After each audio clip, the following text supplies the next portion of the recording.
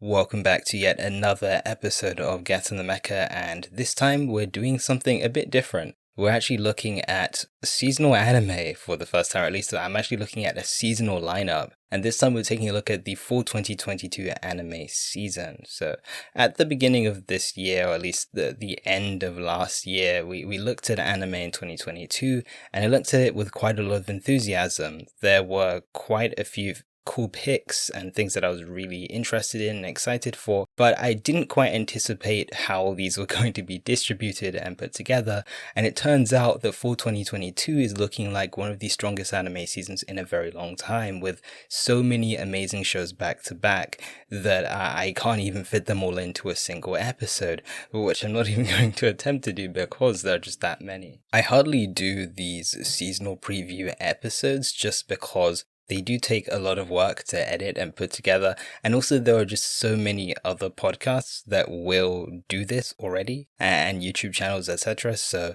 my take is probably going to be a dime a dozen as to what you perhaps should look out for, at least what I'm looking out for.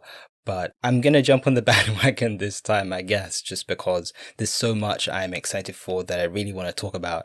And hopefully this stuff gets perhaps a bit more recognition amongst a lot of the already big front runners that are already very obvious and things that I'm sure a lot of people, me included, are going to watch. Per usual, I'm going to be taking a bit of a creator-led approach just because there are so many really strong directors that are coming out for this season, and loads of creators that I really want to see and also just witness what they've been working on for so long. This is me coming in after I've recorded this episode, and I have a few important notes. I'm going to actually be interjecting multiple times into this episode. It's been quite a while since I've recorded this. I recorded it weeks ago, and as a result, some of the things in this episode are a bit outdated. Keep that in mind when you are watching. If you are watching the video version, there are numerous corrections to kind of smoothen things out. That's why I'm also putting this in mostly for the video people. For the audio people. And on another note, if you have been kind of missing out on Get in the Mecha content, then I do have some good news for you. In between the time between episodes, I have been on 2 podcasts. I don't actually do that too often, but I was on 2 podcasts recently. I was on the Japanese History Hidden in Our Screens podcast, and I was also on an episode of Just Weebs. So be sure to check out both of those. On the Just Weebs episode, it was a lot about film discourse, as well as the technical side of anime and direction, animation, those sorts of things. And then in terms of the Japanese History podcast, it was a lot of me learning about the history behind Heike Monogatari, the anime we speak about quite a lot here. So check out both of those and be sure to support both of those podcasts because I really like them. They're really great. So be sure to subscribe to Just Weebs on YouTube and check them out on the audio feeds. And be sure to listen to Japanese History Hidden in Our Screens as well. But for now, let's jump into this episode, that is episode 116, a look into fall 2022 anime.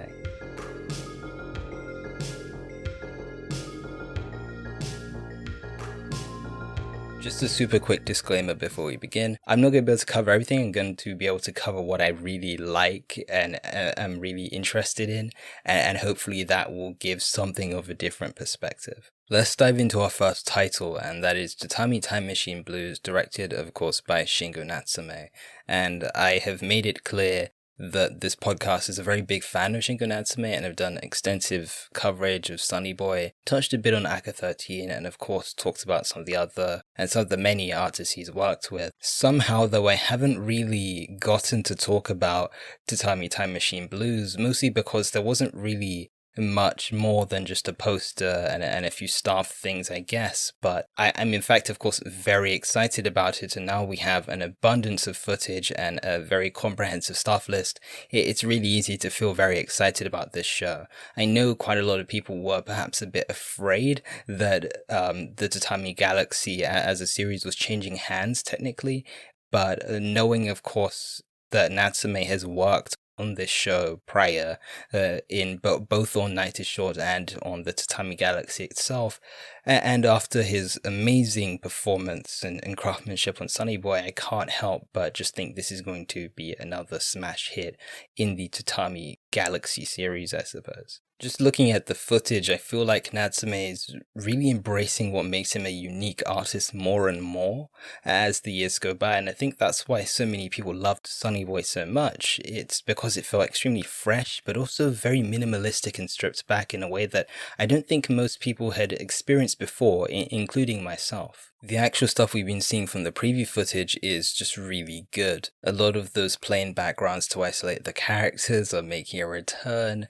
His tricks when it comes to overlapping layers is very much still there as well. He's just so savvy with depth and perspective, and I think that's a really important thing for the Tatami Galaxy. Is it kind of feeds into its central message that, life is actually quite simple, or at least it's simpler than we might believe, but we are the people that make it more complex. And thus, I think working with these different perspectives, making things in fact really complex and simplifying them into, these very flat shots, I guess, that speaks to that message very well. And I think Natsume's visual tools are very, very well suited to building on what Yuasa already built in those previous two installments. For those who were, again, just to return to that point, for those who are worried about the shift in directors, Natsume's got your back, I would say. I don't want to predict the future. I can't predict the future, but I think Natsume's got your back, and he really knows what he's doing, and that footage is just a really great display of what he can do. I've had to re-record this entire section just because the Bocchi The Rock trailer came out just when I was finished recording this whole thing, and I'm not really bothered to set up my whole camera and get myself ready to film a whole new section, so I'm just gonna do the audio with this. If you're on the video version, you're not gonna see me, but just a quick take on Bocchi The Rock and what we've seen from it, and overall I'm really impressed. It's slightly different to what I would expect from Saito, honestly, just because I'd say a lot of Saito's work, in my mind, it has a certain moodiness to it. If you look at his stuff on Sunny Boy, for example, if you look at his stuff on Boogiepop, even if you look at his stuff on The Execution and Her Way of Life and that ending sequence, Tobishimi Serenade, it's very moody in a really great way. But I feel like this feels like a different step for Saito. It's a move into a more enthusiastic style of directing and perhaps even comedic style of directing, which I'm really interested in. There still seems to be that same heart and emotion in the work still, and so that's what makes this more intriguing to me. It's a director taking on something that I don't think they've perhaps tackled this much before. They've done a lot of dramas and stuff like that, a lot of rather serious stuff, so seeing them do something very funny is going to be a bit of a change, but a change that I'm very welcome to see, and they seem very capable to be able to handle this. We also have to talk about Kerorira's designs as well, which are really good. They're very simple, and maybe even simpler than I thought that they were going to be. But I think that this gives me more hope, and again, makes me more intrigued, just because I think the simplicity of the designs works very well for these sorts of stuff, since, as we famously know, especially with these younger stuff, they're really into manipulating these designs. And so I think Kerorira's designs really interest me, because I feel like they can work almost as a canvas for manipulating these designs, and we even see it with the director Saito themselves and stuff like Sunny Boy, etc. They love doing that. That's how they really get the most out of the characters and subjects they're working with, by manipulating the designs as animation director. And so I think there's potential to see that with other animation directors throughout this show. And that's what I really, really look forward to. And I hope that we do get some of that manipulation from these designs. That's of course not to discredit Kerorira, of course, they've done an amazing job. But I think that's, if anything, that's what I think makes a great character design. One which isn't just really good and makes animation easier and more capable for its stuff, but one in which allows the other stuff to do even more with it. And I think that those designs work as a really great gateway, and so I'm really excited to see how those will work out when the show airs. As always, I think the thing with these ambitious projects and creator-driven projects usually isn't the fact of whether it's ambitious or not. It's more of, can it maintain said ambition and maintain some sort of health for the production. And that's something I don't know. Of course, I am rooting for everybody on the team as always. I'm never going to be rooting against them. I of course want it to go well. So I'm wishing them all the best, and I hope that they can actually get this out and get it out well and decently. So Bocchi The Rock comes up pretty soon, and I will be watching that for sure.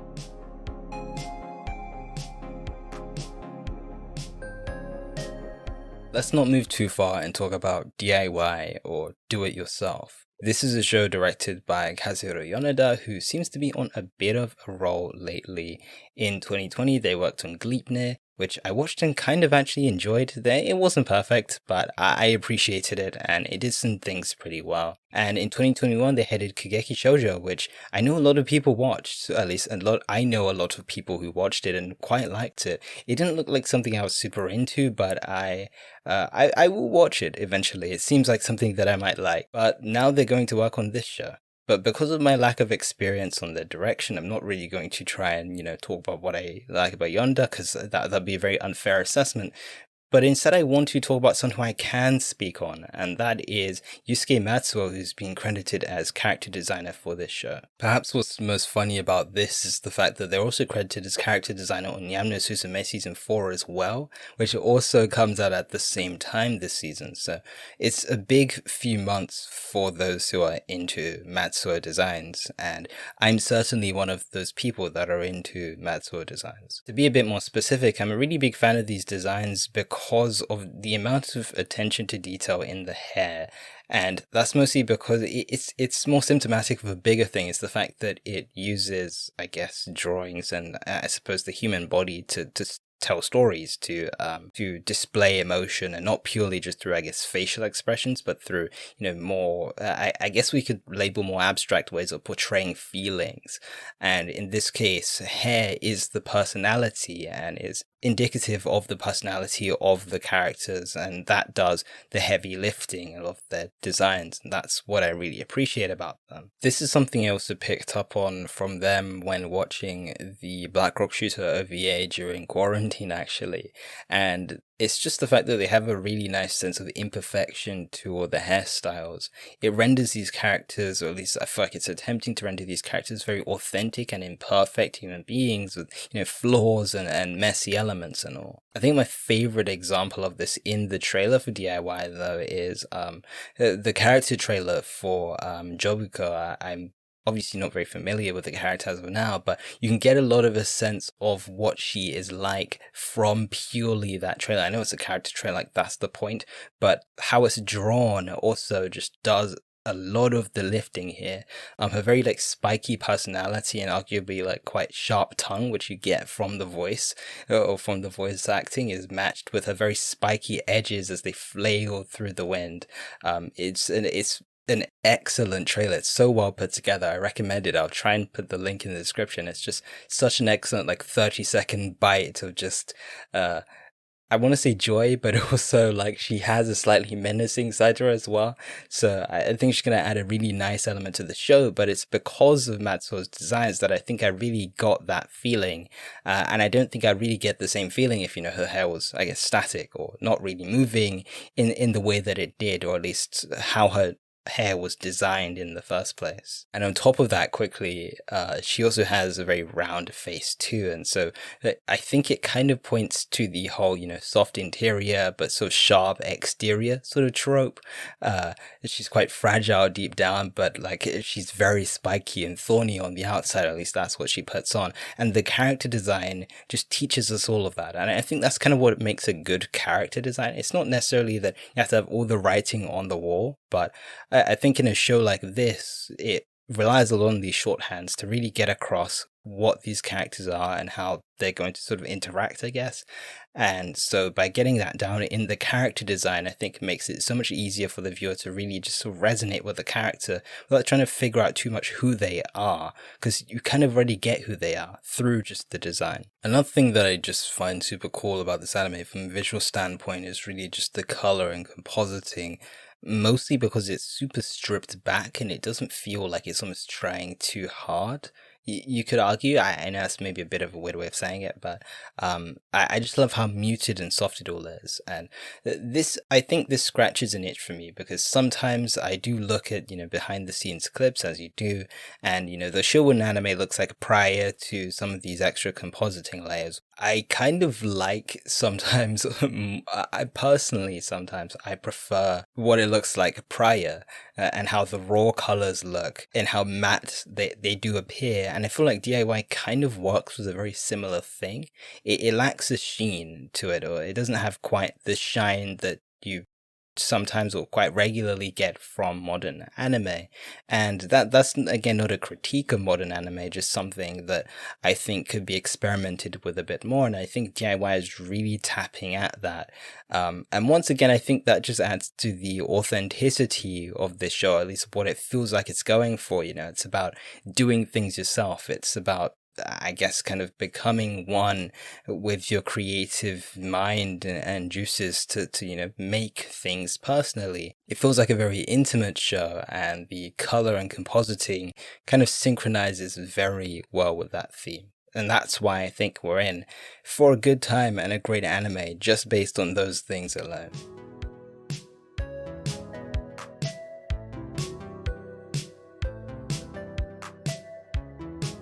Now on to the final show of this episode that I'm going to cover, and also probably my most anticipated anime of 2022, I think. Maybe that's Bocchi The Rock, I'm not too sure. But it's Cyberpunk Edgerunners, directed by none other than the Hiroyuki Imaishi. Just interjecting once again to say that I have already seen Cyberpunk as of when this episode is going out, so I'm not just, the part you're about to see is slightly behind the times. It's before the release. If you haven't seen the show, I do recommend still checking out this section, just because it might give you a bit of inspiration and motivation to see the show. And it's a bit of an elevator pitch for maybe why you want to check this out. And if you have seen it, then this section probably is useless to you, so feel free to skip to the closing thoughts section, or just like my one extra thing to add at the end. I've been super pumped about this show from the very start, and since it was literally announced and there was just a photo and it was just, trigger, I was already excited then. And it was a bit hard, I guess, to kind of continue to be hyped for it for this time when, there wasn't really any footage, hardly any news. There were some snippets of things you could hear through the grapevines, but nothing really tangible until a few months ago. And now we actually have a look at it, and quite a thorough look at it, and it looks really great. There have been, I believe, 2 main trailers now, some key visuals, and most importantly, to me, an opening. And I don't want to speak too soon, but I think this is one of my favorite openings from this year, if not my favorite one. And there have been so many great ones this year. I don't even want to deny that, because this year has been really strong for openings, but I just don't think anything can top this, honestly. This opening is directed by Imaishi, but I think a lot of the visual ideas and I guess motifs can be attributed to the storyboard artist behind this, Keiichiro, who we've discussed on a few occasions on this podcast, and an artist who I'm very fond of is also just doing loads of great stuff. And I'm very hopeful for what they have to offer in the future. This OP really builds on some of the visual motifs that Ikarashi has already been working with. So the side profile wide shot track, that's quite a long thing to say. But also the glass and destructive imagery as well, which I think is probably the main thing to focus on here. As an SSSS.Gridman and Dynazenon fan, I'm just really happy that they've kind of continued to work with what they've kind of already been working with in those shows, namely, that glass motif. But I think that destructive imagery still speaks a lot to the core of Cyberpunk itself. And I can't speak on Cyberpunk 2077 because I have not played that game, and I will probably never play that game if I'm going to be completely honest. It's just not my style. But just the very idea of cyberpunk and cybernetics, just being that idea of being able to, or that ability to modify oneself and constantly shift one's identity, everything can be broken and brought back together. He also achieves this through these constantly shifting backgrounds within the characters. But also just the destructive imagery again throughout. There's constantly this constant shifting, and things always changing and destroying and bringing themselves together again.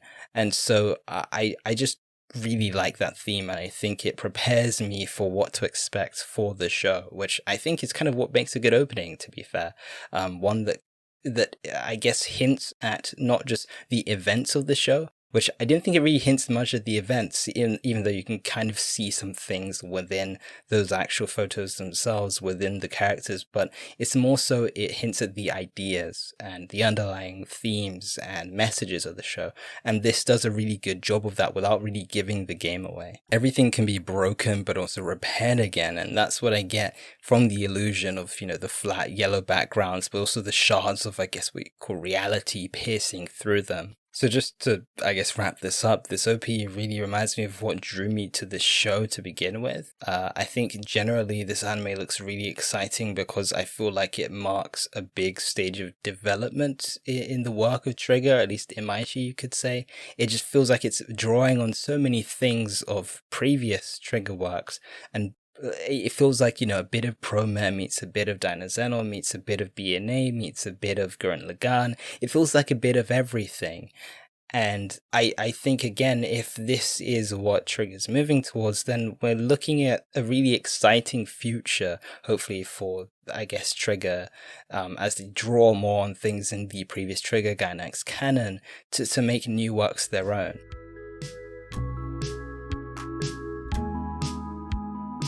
I don't really have many closing thoughts or like a really nice takeaway to wrap this whole episode up, but I do want to end it with one more thing, and there is a lot of anime coming out this season, as I've made clear so many times already this episode.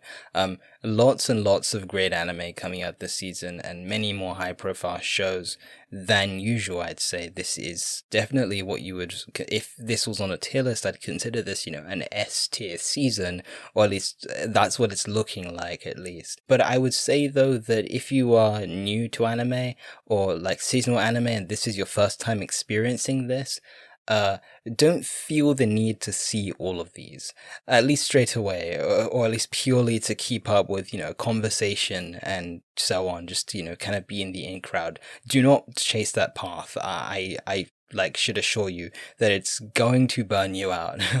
I think seasons like this are great, but they also make people very vulnerable to burning out from, I guess, this, what you could call hobby, or at least, fun experience of experiencing anime. Really, because there's just so much of it and people feel the need to try and keep up with all of it. So what I would say in response is that just kind of take it at your own pace. I'm only talking about 4 shows, and these are the 4 shows I'm kind of definitely going to try and keep up with. 2 of these are kind of streaming show. Well, when I say they're all streaming, but I mean like 2 of these are like streaming exclusive shows, and so they might be a bit easier to keep up with, although I guess Tatami is weekly still. But I would say that most of these shows aren't running away. You don't need to watch these right away. And so, that's my rule of thumb with these big seasons. Just kind of take your time, watch what works for you, watch what works with your schedule, not for other people. And you should be able to enjoy it, I think. And you can always, when the next season rolls around, just watch those shows then, or just when it works for you, watch these in 2 years' time. It doesn't really matter. So, just enjoy the ride. And this season's going to be fun. It's going to be chaotic. It's going to be hectic for sure, with so many amazing and big and arguably even a tinge controversial shows coming out. So, enjoy the ride. And that will be the full season of 2022.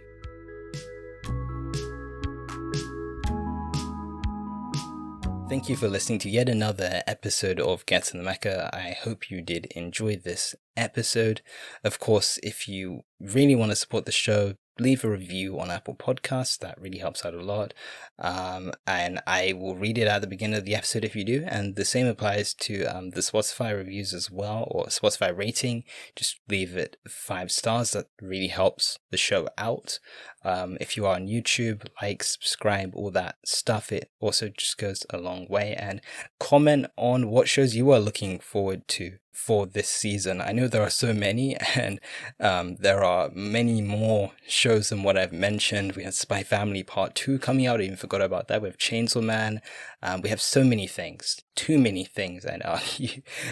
So, yeah, what are you looking forward to? This was what I was looking forward to. And, yeah, I will see you on another episode. I do plan to record an episode like literally right after this one, because I know it has been a really bad amount of time between the last and this one. So yeah, I'm recording one right after this. So I'll see you in the quote unquote next episode, or literally like, you know, in like 5 minutes. So bye for now. The music in this episode goes as follows: Chill, Adventure Time Revised, On the Road Again, and Synthwave by Alex. And all this music is done by Alex McCulloch and is under the public domain.